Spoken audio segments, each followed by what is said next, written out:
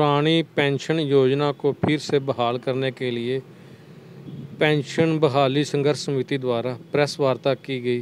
देखें तस्वीरें, क्या कहा उन्होंने। मनाने की बजाय अगर हमारे मुद्दे को बहाल कर दिया जाता, ओपीएस को लागू कर दिया जाता, तो हमें हमारे तो मनाने की, हमसे मीटिंग करने की जरूरत ही नहीं। हम तो हमेशा कहते थे आप चंडीगढ़ से। क्या ऐसे कारण है, सरकार क्या आपकी बात नहीं मान रही है? लेकिन सरकार तो ये कह रही है कि जो अगर हम सत्ता में आते हैं तो हम सभी कर्मचारियों की जो भी पेंशन बहाली है उसको पूरा करने का प्रयास किया। देखिए 10 साल हो गए उनको सत्ता में बैठे हुए।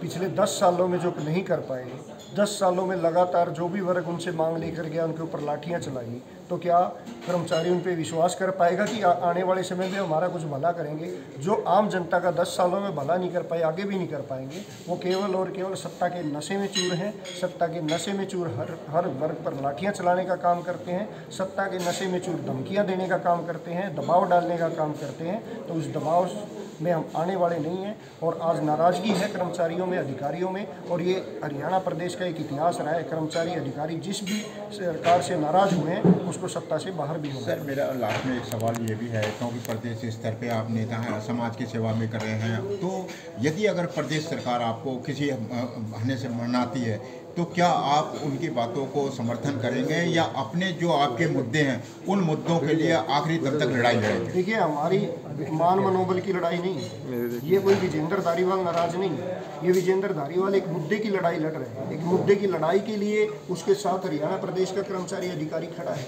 ये उन कर्मचारियों के परिवारों की बात है, उनके सुरक्षित भविष्य की बात है। और हमें मनाने की बजाय अगर हमारे मुद्दे को बहाल कर दिया जाता, ओपीएस को लागू कर दिया जाता, तो हमें हमारे तो मनाने की, हमसे मीटिंग करने की जरूरत ही नहीं। हम तो हमेशा कहते थे आप चंडीगढ़ से ओपीएस बहाल करो, गुलदस्ता लेकर हम धन्यवाद करने आएंगे। हमारे साथ मीटिंग भी बेशक मत करो, हमारे साथ मान मनोबल मत करो, लेकिन अब इनका वो मौका जा चुका है। चुनाव आचार संहिता लग चुकी है। आज की प्रेस वार्ता का क्या उद्देश्य रहा है और क्या कोई निर्णय लिया गया? एक ही उद्देश्य था कि जो यह धमकी दे रहे हैं नायब सिंह सैनी जी, निश्चित तौर पर हम उस धमकी के दबाव में नहीं आने वाले। उनको स्पष्ट संदेश हमारा है और उनके सरकार को, उनके पूरी पार्टी को कि किसी भी दबाव में कर्मचारी नहीं आएगा। अपने मुद्दे के लिए वोट करेगा, ओपीएस की बहाली के लिए वोट करेगा, कर्मचारी करेगा, उसका परिवार करेगा, उसके नाते रिश्तेदार वोट करेगा। एक बार अपना परिचय देंगे। विजेंद्र धारीवाल, प्रदेश अध्यक्ष पेंशन विभाग। सर आप क्या कहना चाहेंगे?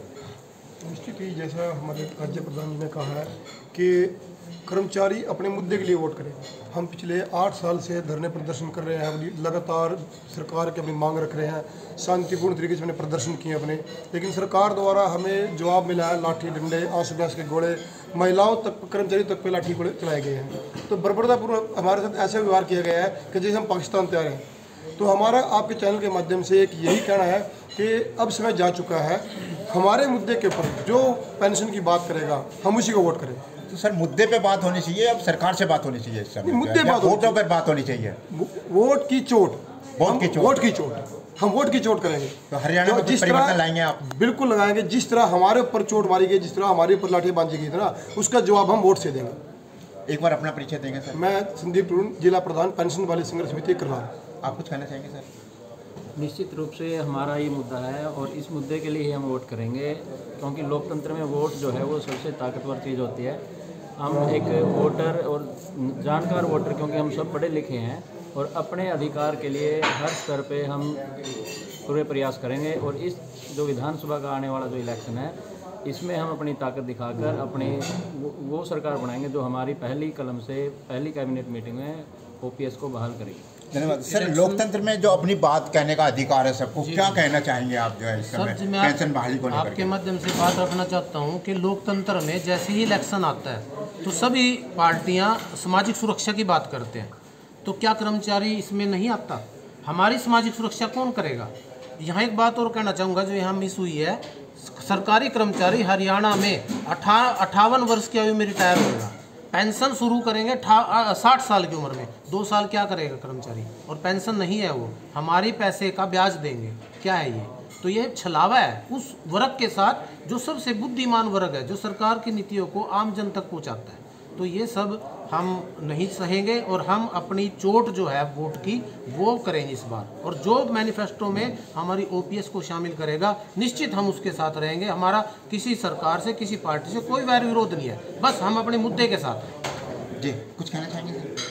सर ये लड़ाई सुरक्षा के लिए है, भविष्य के लिए है, इसलिए हर कर्मचारी इस लड़ाई को लड़ रहा है और अपनी वोट फॉर ओपीएस की मुहिम से सरकार को बदलने का और एक ऐसी सरकार जो इस मुद्दे को, इस सुरक्षा को देगी, उस सरकार को लाने का प्रयास करेगा।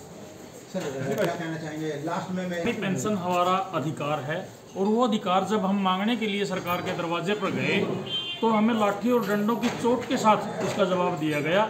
उसका जवाब हम अपने संवैधानिक अधिकार जो भारत का संविधान हमें देता है, जो बाबा साहब अम्बेडकर ने हमें अधिकार दिया है, वोट की चोट से उसका जवाब हम देंगे। धन्यवाद सर।